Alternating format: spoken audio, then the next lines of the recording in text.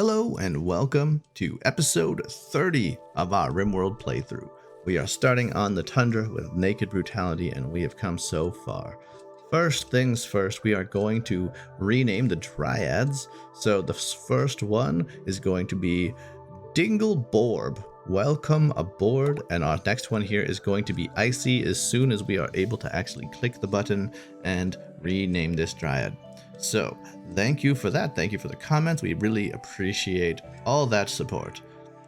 The things just going along smoothly in our little farm there. We do want to get this research area going, so we're going to have to finish this wall and then take out the old one. We'll move that research bench. We could probably figure a better spot for those batteries as well.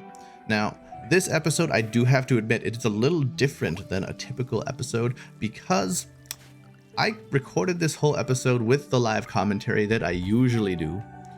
And unfortunately, because of a setting, I was doing some meetings for work and stuff with my microphone and had to change a few things. This recording is post game. I recorded the entire episode and then I realized my voice was not there. So I'm actually rewatching this and talking about my thought process because I literally just played through all of this. I could have gone back to an old save point, and which is why I specifically didn't play on commitment mode, is so I could replay this. But this was a cool episode. The cool things happened. We had some fun stuff happen, and I didn't want to have to redo it. And I thought, heck, it's fine. So we're linking up our storage shelves as, you know, the little finicky things that I always forget to do. And we'll be fine there. So now we're just checking the temperatures and, you know, setting up our statues, trying to get the beauty up in various areas, just thinking about where we can maximize beauty. We are paying attention to our colonists' overall needs and happiness and things like that. So I think we're going to end up putting this in the laboratory, which is where Kriegsman spends most of his time, and we just want that bumped up. So we do have an opportunity here to build a grand blueprint, which would give us a nice little boost in terms of we could get that word of serenity and this excellent sculpture so that there's some value there, and it's not too big and we have plenty of access to stone chunks, so it wouldn't be too bad. So we're just thinking about, like, how big is this going to be and where could it go? So just it's not too bad. So, you know, 7 by 8 is easily fits within the walls of our base, so we could put it down where that potential farm area is going to be and even just wall it in, make sure it's protected. But yeah, a few options up top as well.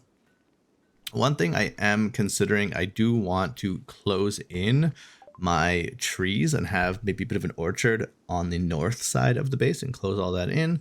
And we finish our biofuel refining and we kind of go on from there. So I do have access to wood and a bunch of extra food stuff. So in terms of our next thing, don't really need drug production. And I think maybe getting a hospital might be nice. So going for something like sterile materials is definitely in the cards for us. So kind of queue that up, so we can make a proper hospital, especially if we intend to do more raiding or we're going to be inviting raids to us. That might be on the menu. And because I want to start building out the walls, I get more sandstone. I also acknowledge that, yes, there is room in here for sandstone. I could be putting some chunks by these windmills and that would be fine. But I have enough space just in this little 4x4 storage area for now. Mostly because I kind of, as they get pulled in, they're generally getting converted into blocks at a fairly good rate. So I'm not very concerned about that. I have my children, they're all doing their own fun things. They're all taking care of their learning, which is great. I do want to prioritize finishing this. And as I complain about it, Llama comes to the rescue, but, you know, job half done. So we manually get that taken care of. Then we can start deleting this wall in preparation for our proper advanced research bench, which I still need components for. I am dangerously low on components at this point. You'll notice on the top left, I only have 2. So these are components I've sort of set aside and I'm not letting anybody touch them because I've set up a few automatic, jobs to convert my steel and components into helmets. You'll notice that Llama, Kriegsman, and Edgar all have those helmets on. So that's been going well. That work I set up, and now I think, yeah, let's just take Polar and do a ritual conversion. I mean, what's the worst that could happen, right? I mean, we want Polar. Polar has been next on the menu for converting to the Warrior's Coat. So let's just see if something good happens here. That would really save us a lot of time, be convenient, had a good chance, and absolutely not. This actually reversed the certainty. Polar was is now even more firmly against the Warrior's Code and into herdism, which sucks. But whatever, it's fine. It had a 72% quality, so who knows? I'm not very keen on the ideology, and I'm very newbie when it comes to the ideology, but that's okay. That's what this is all about, is just playing around, having fun, sort of learning through trial and error, and we will get there eventually. And oh no, that heater, I see it. It is broken, and this is why we've set those components as do not touch, specifically so that we can prioritize heating the base, because that is the one way we could sort of start death spiraling, is if the indoor temperature suddenly starts dropping and we don't have the resources to fix it. And we are also in a very precarious situation with components. We don't have fabrication. We can just take some heaters from less important areas to prioritize the bedrooms and the kitchen, so we could take it from that temple if we needed to, but it is going to become a big problem because we don't have any more compact machinery kicking around the base anymore, so we can't just go grab 2 or 3 components to make another heater or do that kind of thing. So we are also going to keep an eye out if we can find a merchant. So if there's a merchant that can sell us components, we're going to buy all of them.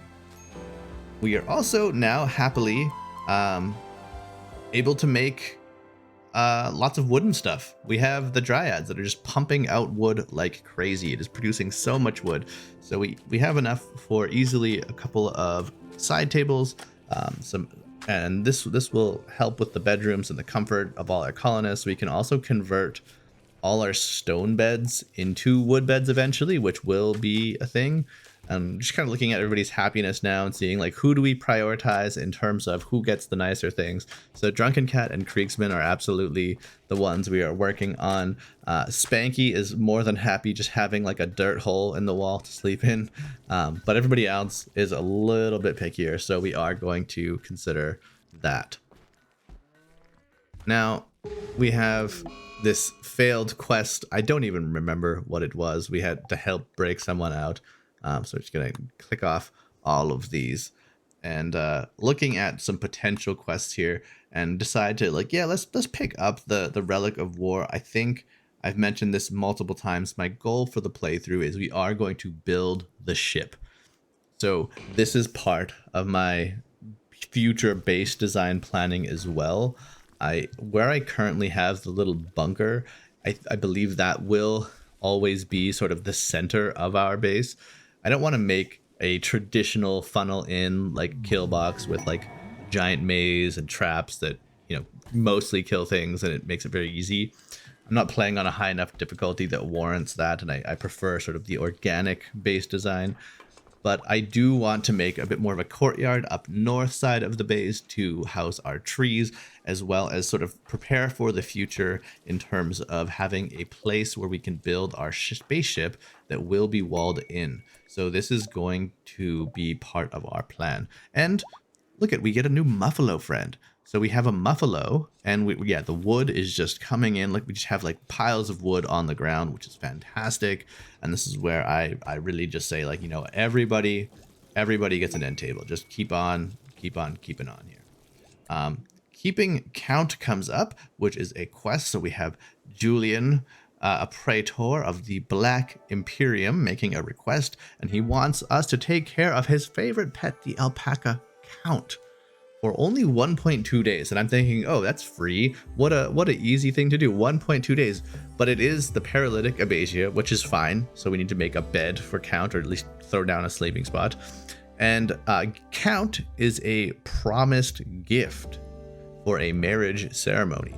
So there is going to be an attempt to prevent this marriage by the Duholt pack, or Duhoit pack.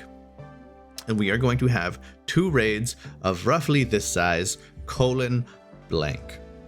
So this is where I'm trying to hover over words and I'm like, is there a size indicator? Is like, how many is this size?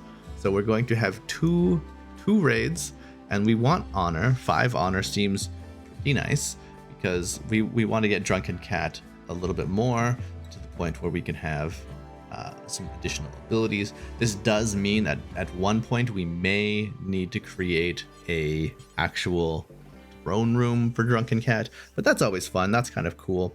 So we have a freeholder right now. Count has arrived, and we go to take Count in, and then yes, nope, we need a bed.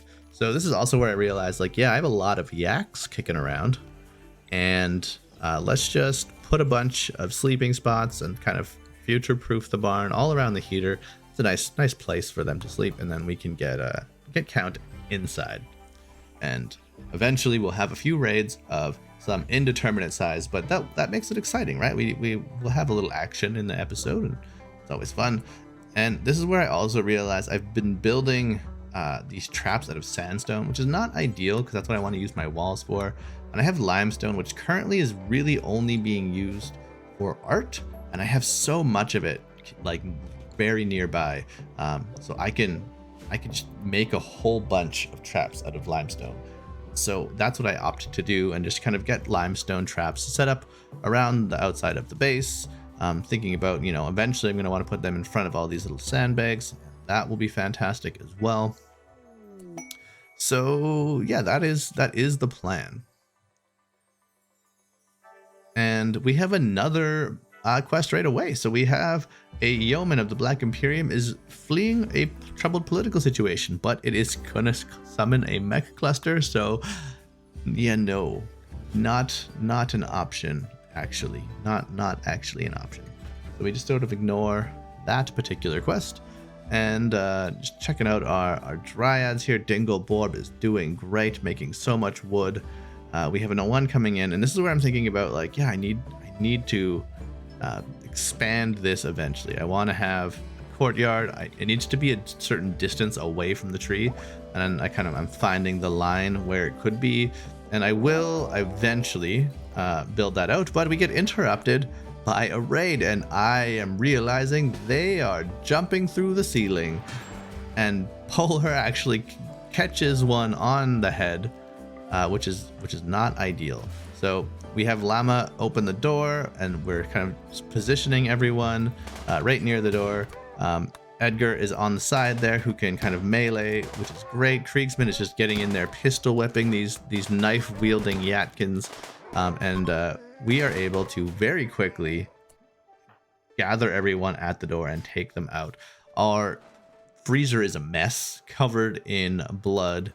Most of us are fine. Polar did catch a drop pod to the noggin though, which I don't think is good for anyone's health. So now we're just doing a little bit of organizing.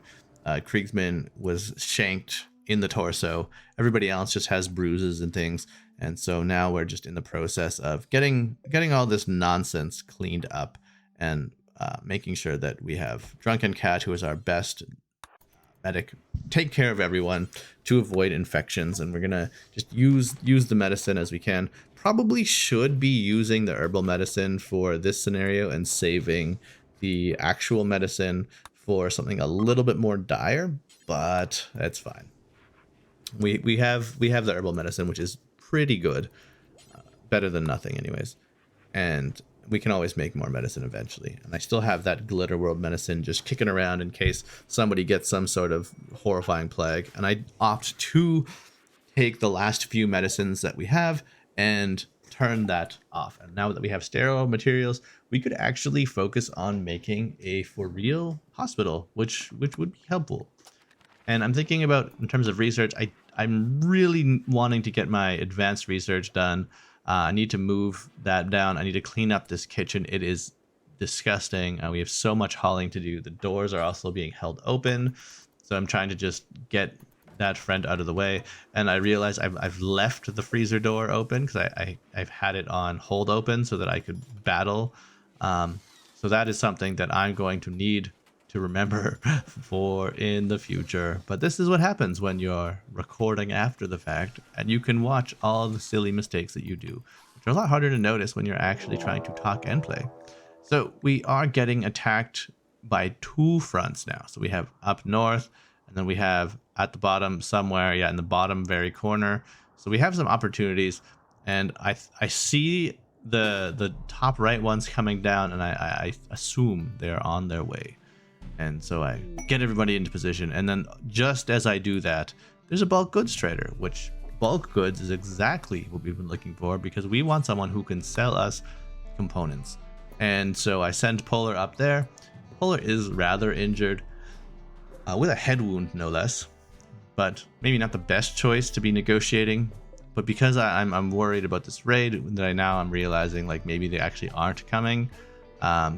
I just get excited though, because I see they have components, and more importantly, they want to buy my animals. I have a lot of animals for sale, so we can look at potentially selling some of these yaks. As long as I have one male and one female adult, then we are good to go. So I'm going to set that up. We also have a little bit of bear skin and just like odds and bits and bobs and things we're gonna get rid of, and then we buy 21 components, which is gonna be more than enough to build our research table. And then also that'll give us another 12 left over just for dealing with heaters over the winter, which will be once again more than enough. So I'm very happy with this opportunity. We'll just sell off some yaks. This also gives us more, kind of extends our food a little bit in terms of we don't need to feed them as many mushrooms. But I have so many mushrooms now, so I need to figure out something to do with them. But we'll maybe buy a little bit more medicine and just make sure we are well stocked going into winter. And then away we go. So we have that, and we'll just grab some medicine and just decide to everybody just go take care of your immediate needs. Like go have a snack. We're still good, and we'll just keep everybody selected. We can work on building out these traps. Llama and Drunken Cat are, getting that security up and running, but that is the problem with using the stone traps, is they have an incredible amount of work needed. They are incredibly deadly, and they use a very abundant resource, but they take tons of time, as opposed to like the steel traps, which are much faster. But anyways, we are in position, and we are just getting everybody lined up in the firing range. We're all good to go here, and Edgar is going to hold that flank. And this poor Yetkin trying to get to cover is just getting absolutely peppered. He's going to try to battle our turret, and that is totally fine by me. So Lou is also taking a few hits on the way, but nothing too deadly. Lou's on fire now. They're all on fire. All the enemies are just completely destroyed. I sort of misunderstand what is happening with Lou, because I'm like, oh yeah, we've completely taken him out. He's on fire. There's sort of no need to keep shooting him, and I'm going to get in position to take out the next group. And I'm like, we'll just leave a couple shooting at that one, and then he'll be taken care of. And then we face our enemies in the south, and then this is where I'm realizing that just like the angle of my bunker compared to this angle where they're shooting from in the corner is maybe not ideal. And so I'm going to try to have them get a little bit closer, and then I realize they're going to blow up my turret again, and Shooty McShooterface needs to not be blown up. So I have Edgar go in and do the big beefy melee thing and take care of it. And we're just going to get an angle with our machine gun, or our submachine gun here, and Drunken Cat is going to be an absolute boss with that SMG and just save the day. Just checking Edgar for health here. We have some stabbing. We're pretty well fine. Nobody has any bleeds or anything, so we're all okay. And I'm looking like, yeah, it's all fine up here, and nothing's wrong. Everything is fine. We're all doing great. And then all of a sudden I noticed, like, hey, wait a minute. What's going on by my tree? Oh, there's one of my dryads is off to the side. Okay, it's fine. Start just planning out the base again. And then our friend Lou decides to make a return. You see him creeping along at the top. I did not initially, and then we have one more enemy that we just sort of forgot about, but that's okay. We will eventually notice, and this is where it is very fun for me to sort of rewatch, as opposed to the live commentary where I'm talking about, yeah, I want to redesign my whole base, and I'm going to have this nice courtyard area over here. That'll be our entrance. I want to avoid the kill box, but I do want to have, a defensible position, so I do need to make some adjustments. And then I realize, oh my goodness, Lou is shooting our dryads. This is not okay. And since everybody else is, in bed or like sleeping or healing, I do need to make some decisions. And this is where we finally rename this dryad to Icy, so our dryads are officially renamed and ready to go. And, like a very responsible leader, I send Spanky and Havoc, the wild children, out to deal with this gun-wielding maniac who has just shot Dingleborb, which is very unfortunate. Poor Dingleborb. But Havoc takes aim and just starts opening fire. We get Spanky in position, and it doesn't even matter because Havoc is apparently a beast. So, yeah, well done. Just absolutely blasted. They're going to be efficient, at least Spanky is, and going to bring some wood in. And we now need to take care of Dingleborb, so we wake up Drunken Cat to do a little bit of bonus tending. Probably not the best choice because Drunken Cat's the most grumpy. But look at that, we also have the shuttle here. So I'm trying to get my colonist to put count back in, and that will be a quest complete, which is really good. Easy quest, kind of. I mean, not necessarily super easy. It was actually kind of intense. So that was a good amount of enemies, and they're just jumping in on top of us. And I think we handled things well. I don't know if we had any really permanent damage there, which is fantastic. I do have my freezer still just wide open, which is going to be the first thing I need to adjust when I play the next episode. I don't even know if I catch it.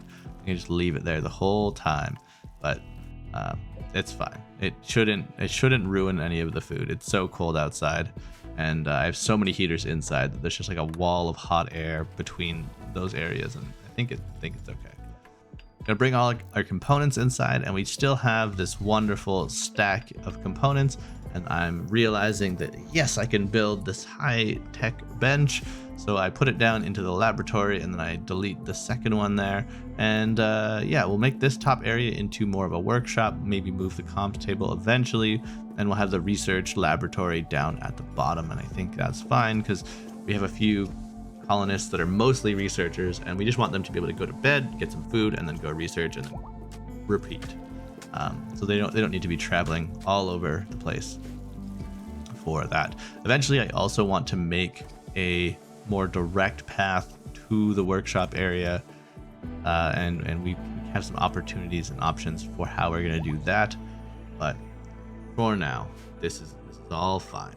Cleaning up the corpses, cleaning up the blood, getting rid of all these broken and busted weapons, and just kind of stockpiling our tailoring stuff. And we're also going to focus on getting this bench up and running, which I have the components, but I'm very low on the requisite steel. So that is the priority. I think I'm looking at the side and notice, yep, I have 7 steel now. So it is time to do a little bit more mining, and we'll just get that all queued up. So we'll have more than enough, I hope. Get rid of that one. And we're well on our way. And then I'm looking at like, wait a minute, this looks wrong. Polar is on the floor, so we're gonna have to take these hospital beds away and actually think about like, where do we want an actual hospital? We have this TV as well that we could potentially move around and sort of reassign so that people can be in hospital beds and watching TV and getting all that good benefit. And I think that is something that's kind of nice to have as well. And we think about this yeoman could be nice to help, but then I realize a mech cluster of 2x size is not something I'm prepared to deal with. I don't have any mortars. I don't have any power armor, and that could absolutely end my run. I have 1 turret, and a mech cluster can be very devastating, especially if you're not doing like a kill box method, and those mechs can just tear through your colonists very quickly. So yeah, we're just not gonna have that, and sorry to you. We do want this freeholder to be, you know, maybe somewhere like a Dame eventually, even a Praetor. I'm not super worried about getting all the way up there, but having a few extra psi powers and even just the ability to call in like a trooper squad would be really, really nice to have. So yeah, that is the episode that I commentated live and then re-commentated when the live recording didn't work. But yeah, thanks for watching. Thanks for the comments. If we get more dryads, don't forget to let me know if you'd like to join, and we can do that. Or if we get more colonists, obviously that as well. And I will catch you in the next one. Thanks for watching.